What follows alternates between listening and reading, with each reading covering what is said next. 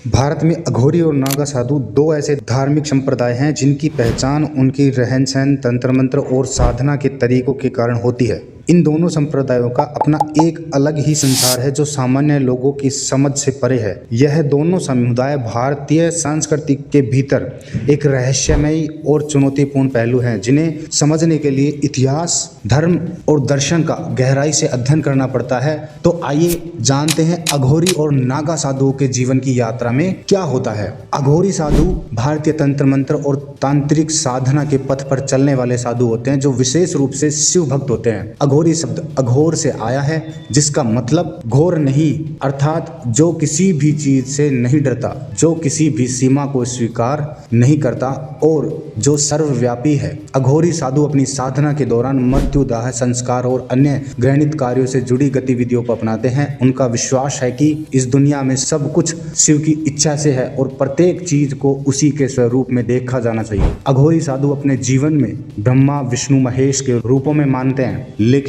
उनके लिए शिव का रूप सबसे सर्वोत्तम होता है। उनका जीवन एक तरह से शून्य और पूर्णता के बीच का संतुलन होता है। वे भयंकर साधनाओं के द्वारा खुद को शुद्ध करने की प्रक्रिया में रहते हैं। अघोरी साधु शवों को तंत्र मंत्र की साधना के प्रयोग में लाते हैं, जैसे शव पर बैठना, शव का मांस खाना या शव की हड्डियों से तंत्र विद्याओं का पालन करना। अघोरी साधुओं के जीवन में कड़ा अनुसंधान और साधना की अनूठी प्रक्रियाएं होती हैं। उनका उद्देश्य आत्मा के शुद्धिकरण के लिए शरीर के सभी बंधनों को तोड़ना होता है। इसलिए वे मांसाहार, मद्यपान और यहाँ तक कि नग्नता को भी साधना के हिस्से में स्वीकार करते हैं। अब बात करते हैं नागा साधु की। नागा साधु भारतीय हिंदू साधुओं का एक और महत्वपूर्ण संप्रदाय है जो मुख्य रूप से शंकराचार्य के उपदेशों और शिव की उपासना के अंतर्गत आता है। नागा साधु एक विशेष प्रकार के साधु होते हैं जो अपनी तपस्या और साधना के दौरान शरीर को तप करके शरीर को तपाने, खुद को नग्न रखने और अन्य कठिन साधनाओं में संलग्न रहते हैं। इन साधुओं का मुख्य उद्देश्य आत्मा की शुद्धि और जीवन के परम सत्य को जानना होता है। नागा साधुओं की पहचान उनके भव्य रूप, सिर पर चोटी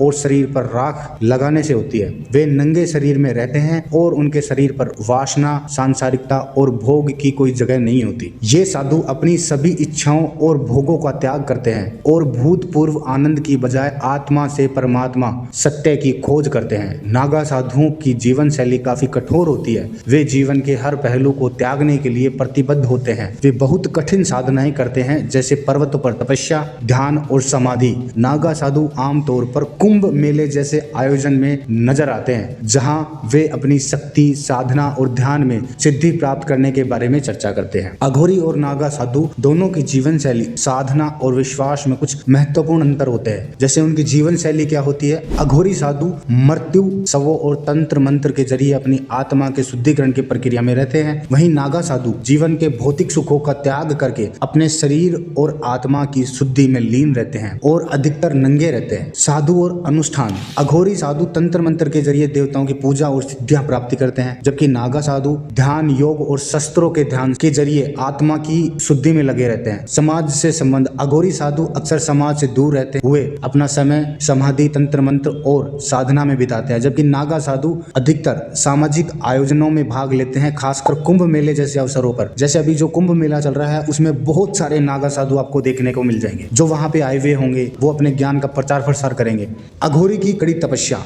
एक बार एक अघोरी साधु ने यह निर्णय लिया कि वह मृत्यु के बाद के जीवन के बारे में पूरी जानकारी प्राप्त करेगा। वह लंबे समय तक शवों के बीच बैठा रहा, शवों से तंत्र मंत्र करके और मृत्यु के भव्य को पार करते हुए उसने अपने ज्ञान की गहराई बढ़ाई।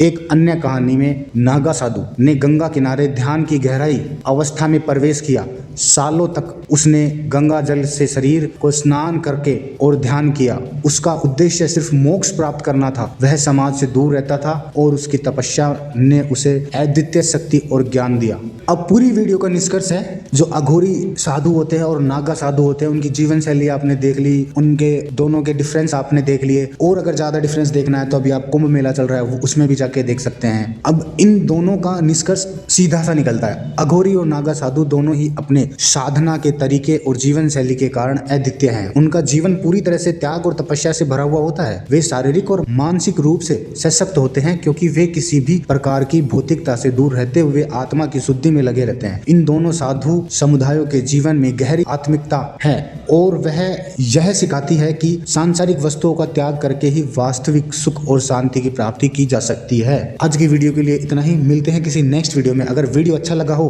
तो लाइक शेयर कमेंट कर देना और चैनल पर नए हो तो सब्सक्राइब कर लेना।